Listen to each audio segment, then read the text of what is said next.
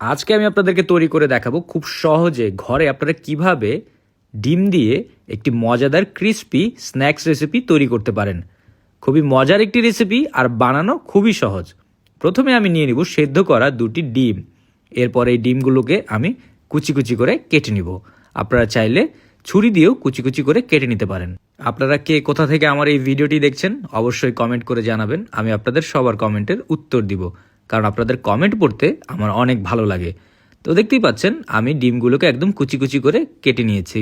এখন দিয়ে দিব আমি পেঁয়াজ, এরপর দিয়ে দিব কাঁচামরিচ, তারপর দিব ধনিয়া পাতা, সামান্য লবণ, এখন দিয়ে দিব রসুনের গুঁড়া, আদার গুঁড়ো, জিরা, ধনিয়ার গুঁড়ো, চিলি ফ্লেক্স, এরপর দিয়ে দিব ময়দা।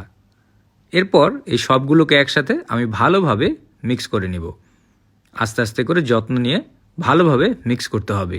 আপনারা চাইলে এই রেসিপিটি ইফতারে তৈরি করে খেতে পারেন, কারণ ইফতারের জন্য এই রেসিপিটি খুবই মজার, বানানো খুবই সহজ আর খুবই কম উপকরণ দিয়ে আপনারা এরকম একটি স্ন্যাক্স রেসিপি ঘরে তৈরি করে ফেলতে পারেন। এরপর আমি সামান্য একটু হাতে নিয়ে আমি গোল গোল করে একটি গোলাকার করে নিব। আপনারা চাইলে এর শেপ আপনারা আপনাদের নিজেদের মতো করে করতে পারেন। তো হয়ে গেলে আমি এখন একপাশে রেখে দিয়ে বাটিতে নিয়ে নিব কর্নফ্লাওয়ার, এরপর দিয়ে দিব লবণ, তারপর দিয়ে দিব গোলমরিচ, সামান্য পানি। এরপর এই সবগুলোকে একসাথে আমি ভালোভাবে মিক্স করব। মিক্স করে আমি একটি পাতলা মিশ্রণ তৈরি করব। দেখতেই পাচ্ছেন মিশ্রণটি পাতলা হয়েছে।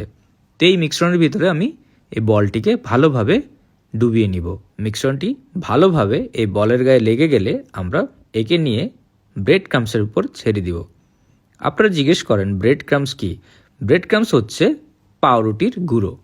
তো ভালোভাবে আমরা ব্রেড ক্রাম্বস লাগিয়ে নিব, নিয়ে আমরা একে ছেড়ে দিব মিডিয়াম গরম তেলের ভিতর। আমি আগে থেকে মিডিয়াম গরম তেল করে রেখেছি। খেয়াল রাখবেন তেল যাতে অনেক বেশি গরম না হয়, তাহলে পুড়ে যেতে পারে। তো কিছুক্ষণ ভাজার পরে আমরা সবগুলোকে উল্টে দিব। সবগুলোকে একটু একটু করে উল্টে দিতে হবে, তা না হলে বেশিক্ষণ রাখলে পুড়ে যেতে পারে।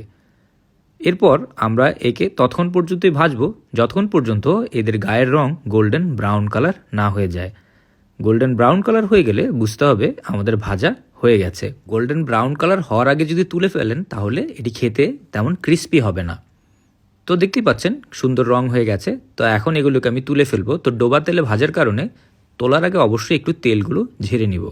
তো দেখতেই পাচ্ছেন খুব সহজেই আমরা একটি মজাদার স্ন্যাক্স রেসিপি বা বলতে পারেন ইফতারের একটি রেসিপি আমরা ঘরে তৈরি করে ফেললাম। তো আমি এর উপরে দিয়ে দিচ্ছি টুথপিক।